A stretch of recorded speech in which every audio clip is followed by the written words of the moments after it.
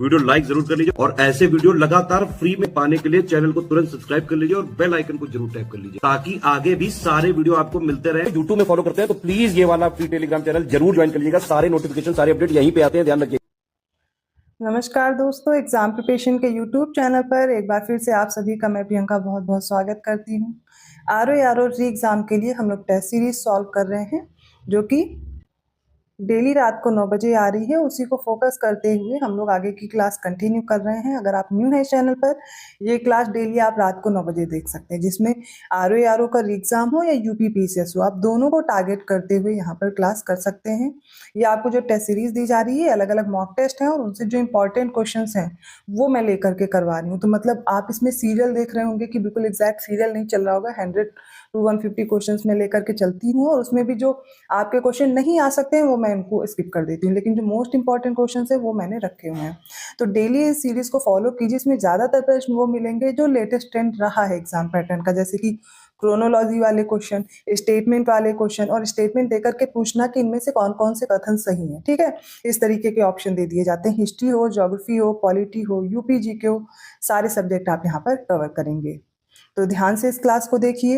इसके साथ साथ आप टेस्ट सीरीज ज्वाइन करना चाहते हैं या पेड क्विज लेना चाहते हैं, कंप्लीट क्रैश कोर्स पाना चाहते हैं, इसके लिए आप स्टडी फॉर सिविल सर्विसेज का कोर्स ज्वाइन कर सकते हैं। ये पेड ग्रुप के लिए आपको नंबर्स प्रोवाइड किए गए हैं। व्हाट्सएप मैसेज के थ्रू या कॉल करके आप जानकारी ले सकते हैं।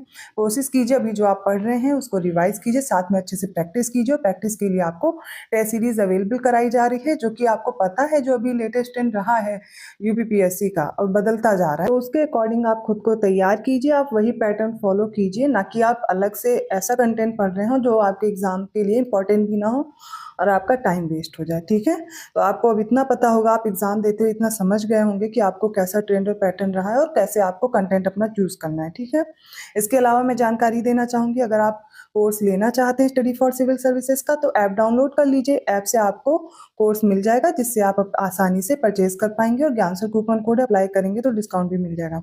जरूरी नहीं है आप कोर्स ही परचेज कर रहे हैं तभी आप तैयारी कर सकते हैं। अगर आप सेल्फ स्टडी कर रहे हैं तो टेस्ट सीरीज ले लीजिए, या फिर जो यूट्यूब पे स्टडी फॉर सिविल सर्विसेज का चैनल है उसे फॉलो करते रहिए, वहां पर आपको टेस्ट सीरीज प्रोवाइड की जा रही है। ठीक है, तो दोनों आपके पास ऑप्शन अवेलेबल हैं, आप जैसे भी मेहनत कर सकते हैं उसे तैयार कीजिए। इस चैनल पर आपको जीएस के जो इंपॉर्टेंट कंटेंट है, जैसे कि टॉपिक वाइज है, वो दोपहर 1 बजे आता है और रात को 9 बजे प्रैक्टिस कराई जा रही है। ठीक है, तो ये प्रैक्टिस की क्लास में कंटिन्यू कर रही हूँ। आप डेली ऐसे ही क्वेश्चन देख सकते हैं जो मोस्ट इंपॉर्टेंट है, और रेगुलर अगर आप इसको फॉलो कर रहे हैं ना, रिवाइज कर लेंगे डेफिनेटली, जैसे कि अभी पीसीएस के पेपर में भी क्वेश्चन थे और ऐसे आगे भी मिलेंगे आपको। ठीक, चलिए स्टार्ट करते हैं क्लास। 128 क्वेश्चन है, निम्नलिखित में से सही विकल्प का चयन करना है। पहला स्टेटमेंट है, जो स्पीडोमीटर है इसका यूज किस में करते हैं, तो वाहनों की गति मापने के लिए। सेकंड है एक्सेलेरोमीटर, इसका उपयोग किस में करेंगे, वाहन की गति में वृद्धि दर जो है उसको नापने के लिए। थर्ड है ओडोमीटर का उपयोग विमान की ऊंचाई मापने के लिए करते हैं, जो अल्टीट्यूड होता है एयरक्राफ्ट का उसको मेजर करने के लिए। और फोर्थ है अल्टीमीटर का जो यूज है वो वाहन द्वारा तय की गई दूरी को मापने के लिए किया जाता है। इनमें से कौन सा स्टेटमेंट करेक्ट है ये बताइए। देखिए इसका राइट आंसर क्या हो जाएगा, ऑप्शन ए, पहला और दूसरा स्टेटमेंट करेक्ट है। तो स्पीडोमीटर का यूज किस में करते हैं, वाहनों की गति मापने के लिए, बिल्कुल करेक्ट है। सेकंड स्टेटमेंट भी बिल्कुल सही, एक्सेलेरोमीटर का यूज किस में करते हैं, जो वाहन की गति में वृद्धि हुई है उसकी दर मापने के लिए। अल्टीमीटर क्यों यूज होता है, तो अल्टीमीटर का यूज करते हैं विमान की ऊंचाई मापने के लिए, और ओडोमीटर क्या करता है, जो वाहन के द्वारा तय की गई दूरी है उसको मेजर करने के लिए। इसलिए थर्ड और फोर्थ स्टेटमेंट इनकरेक्ट है, पहला दूसरा करेक्ट है, आपको तैयार कर लेना है। 129 क्वेश्चन है, निम्नलिखित में से कौन केशिकत्व के उदाहरणों में से संबंधित है और सही विकल्प चुनना है। कैपिलैरिटी से रिलेटेड कुछ दिए गए स्टेटमेंट, इनमें से कौन से करेक्ट हैं वो बताना है। पहला, लालटेन मोमबत्ती में मिट्टी का तेल चढ़ना, जो केरोसिन ऑयल है वो राइज होता है जो लैंटर्न कैंडल होती है उनमें। मोमबत्ती की मोम का जो बढ़ना है वो। और थर्ड है जड़ों से पौधे के अन्य भागों तक जो पानी का प्रवाह है, मूवमेंट होता है वाटर का ना, रूट से लेकर के स्टेम ऑफ प्लांट्स के हर पार्ट तक, उसके बारे में। अब इनमें से कौन से करेक्ट हैं, कौन से कैपिलैरिटी के एग्जाम्पल्स हैं। राइट आंसर है ऑप्शन सी, तीनों की तीनों कैपिलैरिटी के एग्जाम्पल हैं, याद रखिएगा। अगला प्रश्न है, नीचे दो कथन दिए गए हैं, एक स्टेटमेंट है, असर्शन है, दूसरा उसका रीजन है। कौन सा ऑप्शन इसमें सही होगा वो हमें बताना है। तो स्टेटमेंट है, कृत्रिम उपग्रह पृथ्वी पर नहीं गिरता और पृथ्वी के चारों ओर चक्कर लगाता है। इसका कारण दिया गया क्योंकि पृथ्वी के चारों ओर परिक्रमा करने वाले कृत्रिम उपग्रह को पृथ्वी का गुरुत्वाकर्षण बल उसकी गति के लिए आवश्यक अभिकेंद्रित त्वरण प्रदान करता है। इसका राइट आंसर क्या होगा? ऑप्शन ए, मतलब कथन सही है, कारण भी सही है और कारण से ही व्याख्या भी कर रहा है। तो अब याद रहेगा आपको कि जो कृत्रिम उपग्रह है वो क्यों पृथ्वी पर नहीं गिरता है। 131 क्वेश्चन है, निम्नलिखित कथनों पर विचार करें। पहला, पराध्वनि तरंगें उत्पन्न करने के लिए क्रिस्टल, सिरेमिक, डीएनए आदि विद्युत चुंबकीय सामग्रियों का उपयोग किया जाता है। Electromagnetic materials like crystal, ceramics, DNA etcetera are used to generate ultrasonic waves. Second है, प्रकाश की कण प्रकृति के आधार पर प्रकाश छोटे कणों से बना होता है और इन छोटे कणों को फोटॉन कहते हैं।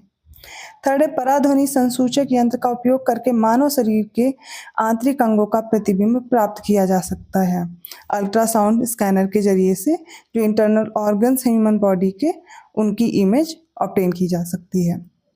चलिए इसका राइट आंसर क्या होगा? ऑप्शन सी होगा, तीनों स्टेटमेंट करेक्ट है।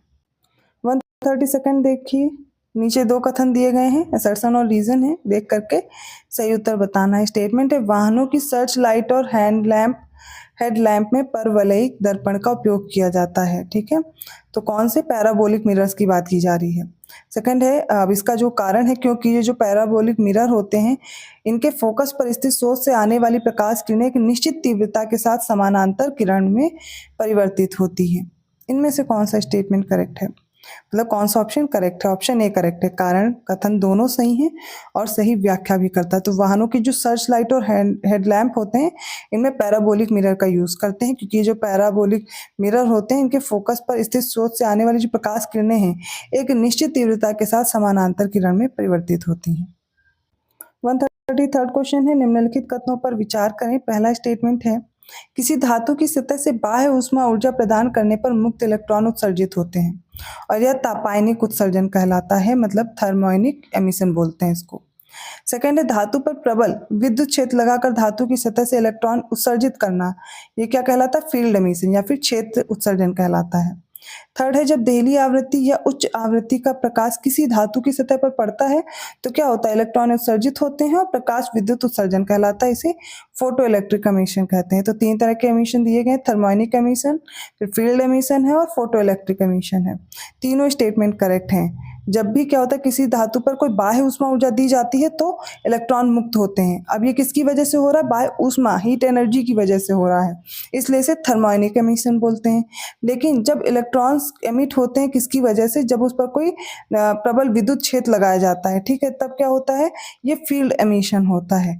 अगला है, जब हायर फ्रीक्वेंसी या थ्रेशोल्ड फ्रीक्वेंसी दी जाती है तो जो उस सतह पर से इलेक्ट्रॉन उत्सर्जित होते हैं तब उसे क्या बोलते हैं? फोटो इलेक्ट्रिक एमिशन बोलते हैं। करेक्ट आंसर क्या होगा? ऑप्शन सी, तीनों स्टेटमेंट करेक्ट है। 134 क्वेश्चन है, सुमेलित करना एक तरफ रासायनिक तत्व है और चिकित्सा में उनका अनुप्रयोग है। आयोडीन 131 है, कोबाल्ट 60 है, आर्सेनिक 74 है और सोडियम 24 है। चिकित्सा कौन कौन सी इसमें अनुप्रयोग दिए गए हैं? मस्तिष्क प्रतिबिंबन, इसको ब्रेन स्कैनिंग बोलते हैं, और treatment of blood cancer, blood encroachment भी दिया गया, रक्त अतिक्रमण जिसे बोलते हैं, और ट्यूमर की पहचान करना। इनमें से कौन सा ऑप्शन करेक्ट होगा? चलिए देखते हैं। सबसे पहले आयोडीन 131, इसका किस में यूज करते हैं? ब्रेन स्कैनिंग में, याद रखिएगा। कोबाल्ट 60 का उपयोग किस में करते हैं? तो ये जो ब्लड कैंसर होता है इसके ट्रीटमेंट में करते हैं। आर्सेनिक का यूज होता है, आर्सेनिक 74 का ट्यूमर आइडेंटिफिकेशन में, और सोडियम 24 का यूज होता है ब्लड इंक्रोचमेंट में, रक्त अतिक्रमण में। राइट आंसर क्या होगा? ऑप्शन ए करेक्ट है। 135 क्वेश्चन देखिए, निम्नलिखित कथनों पर विचार करें। पहला स्टेटमेंट है, सोडियम हेक्सामेटाफॉस्फेट को कैलगॉन कहा जाता है। सेकेंड है, सोडियम नाइट्रेट को ग्लोबल सॉल्ट भी कहा जाता है। थर्ड है, सोडियम सल्फेट को चिली सॉल्ट पीटर कहा जाता है। कौन से स्टेटमेंट करेक्ट है? देखिए, इसका पहला स्टेटमेंट करेक्ट है, ऑप्शन ए राइट होगा। तो ये जो सोडियम हेक्सामेटाफॉस्फेट है इसे कैलगन कहा जाता है। इसका उपयोग किस में करते हैं? तो पानी की जो कठोरता होती है, हार्डनेस होती है, उसको दूर करने के लिए। याद रहेगा। नेक्स्ट है सोडियम नाइट्रेट, इसको चिली सॉल्ट पीटर कहा जाता है। अब इसका यूज किस में करेंगे, तो उर्वरक के रूप में नाइट्रिक एसिड के निर्माण में सोडियम नाइट्रेट का यूज करते हैं। सोडियम सल्फेट को ग्लोबल सॉल्ट कहते हैं, इसका यूज किस में करते हैं, तो कांच बनाने में, कागज बनाने में, दवा बनाने में, सोडियम सल्फाइड बनाने में, इन सभी में सोडियम सल्फेट का या ग्लोबल सॉल्ट का काम होता है। राइट आंसर क्या होगा, ऑप्शन ए। 136 क्वेश्चन है, निम्नलिखित में से क्षार धातुओं का चयन कीजिए। क्रिप्टॉन, लिथियम, रुबिडियम, सीजियम और फ्रांसियम दिए गए हैं। इनमें से कौन सा ऑप्शन करेक्ट होगा। देखिए, जो क्षार धातु या एल्कली मेटल्स होते हैं उनमें कौन कौन से आते हैं, तो एल्कली मेटल में इसमें जो ऑप्शन दिए गए हैं इसमें से हो जाएगा सबसे पहले लिथियम होगा, रुबिडियम होगा, सीजियम और फ्रांसियम। क्रिप्टॉन नहीं आता है, ठीक है। Helium, neon, organ, krypton, xenon, radon, ये सारी क्या है, अक्रिय गैसें हैं, इनर्ट गैसेस बोलते हैं इन्हें, याद है ना। फिर से देखिए, helium, neon, organ, krypton, xenon और रेडॉन, ये सारी हमारी क्या है, अक्रिय गैसें हैं या इन्हें इनर्ट गैसेस कहते हैं। बट अब हम बात करते हैं लिथियम, रुबिडियम, सीजियम, ये सब, तो lithium, sodium, potassium, rubidium, caesium, francium, ये सब एल्कली मेटल्स कहलाते हैं, क्षार धातुएं कहलाती हैं। 10th क्लास तक आप सभी ने, मैं मानती हूँ, साइंस पढ़ी हुई, और ये सिंपल से क्वेश्चन है, ये बहुत हार्ड नहीं, और ऐसे ही प्रश्न आपके एग्जाम में आएंगे, बहुत टफ क्वेश्चंस नहीं बनते हैं। साइंस जो बेसिक लेवल है वही पूछा जाएगा, तो ये थोड़ी थोड़ी चीजें आपको पता होना चाहिए, ठीक है। 137 क्वेश्चन है कि निम्नलिखित को सुमेलित कीजिए। एक तरफ एसिड है, दूसरी तरफ नेम ऑफ सब्सटेंस दिया गया, जैसे कि lactic acid, oxalic acid, ascorbic acid, tartaric acid जो हो गया, फिर दही, पालक, कच्चे आम और आंवला, इनके स्रोत हैं, बताइए किस में पाया जाता है। आपको कुछ नहीं आता हो तो एक तो रट ही लीजिए, जो कि लैक्टिक एसिड दही में होता है, और ये देखिए चारों ऑप्शन में दिया गया, पहला ऑप्शन तो आप सभी को पता था, अब 3 में से ढूंढिए। तो ऑक्सैलिक एसिड किस में होता है, ऑक्सैलिक एसिड होता है पालक में। एस्कॉर्बिक एसिड की बात करें तो ये होता है आंवला में, और टार्ट्रिक एसिड होता है कच्चे आम में, याद रहेगा। फिर से देखिए, लैक्टिक एसिड दही में पाया जाता है, ऑक्सैलिक एसिड पालक में है, एस्कॉर्बिक एसिड ये है आंवला में, और टार्ट्रिक एसिड कच्चे आम में पाया जाएगा। एस्कॉर्बिक एसिड किसे बोलते हैं, विटामिन सी, सबसे ज्यादा किस में मिलेगा, आंवले में मिलेगा। राइट आंसर क्या होगा, ऑप्शन ए। 138 क्वेश्चन है, पानी में स्थायी कठोरता को दूर करने के लिए कौन कौन सी विधि का प्रयोग करते हैं। कैल्गन विधि, आयन विनिमय विधि, संश्लेषित रेजिन विधि या क्लार्क विधि, ठीक है। ये सारे आपको दिए गए हैं ऑप्शन, चलिए देखते हैं। तो इसका राइट आंसर होगा, इसमें कैल्गन विधि होती है, आयन विनिमय विधि और संश्लेषित रेजिन विधि, लेकिन क्लार्क विधि नहीं होती है, ऑप्शन ए करेक्ट है। तो जल में जो स्थायी कठोरता है उसको दूर किया जाता है जब इसमें कैल्शियम, मैग्नीशियम के क्लोराइड हो और सल्फेट पानी में घुले हो, तब इसको बोलते हैं स्थायी कठोरता, ठीक है, याद रहेगा। परमानेंट हार्डनेस किसे बोलते हैं, जब पानी में कैल्शियम, मैग्नीशियम के क्लोराइड्स हो और सल्फेट पानी में घुला हो। अब इसको दूर करने की कैल्गन विधि है, कैल्गन मेथड है, आयन एक्सचेंज मेथड है, सिंथेसाइज्ड रेजिन मेथड है, इन सभी से इसको दूर करते हैं। अब बात करते हैं जो अस्थायी कठोरता होती है, ठीक है। तो इसमें मैग्नीशियम और कैल्शियम के हाइड्रोजन कार्बोनेट लवण की उपस्थिति होती है, जिसमें पानी को उबाल करके ही हम इसकी अस्थायी कठोरता को दूर करते हैं, जिसे हम क्लार्क विधि बोलते हैं। तो क्लार्क विधि अस्थायी कठोरता को दूर करने के लिए यूज होता है। टेम्परेरी हार्डनेस जो होती है वो बॉइलिंग ऑफ वाटर से खत्म हो जाती है। 139 क्वेश्चन है, निम्नलिखित में से कौन भौतिक परिवर्तन के उदाहरण है। फिजिकल चेंजेस के पूछे गए एग्जांपल्स, बर्फ का पिघलना या जल का बर्फ में जमना, सोडियम क्लोराइड का क्रिस्टलीकरण, बालू और जल का मिलना, लोहे पर जंग लगना। चलिए देखते हैं, इसमें देखिए बर्फ पिघलती है जल में और जल फिर से बर्फ बन जाता है, तो ये किस प्रकार का परिवर्तन है, फिजिकल चेंज है, भौतिक परिवर्तन है कि फिर से अपनी मूल अवस्था में पदार्थ आ रहा है। फिर है सोडियम क्लोराइड का क्रिस्टलीकरण, ये भी सही है।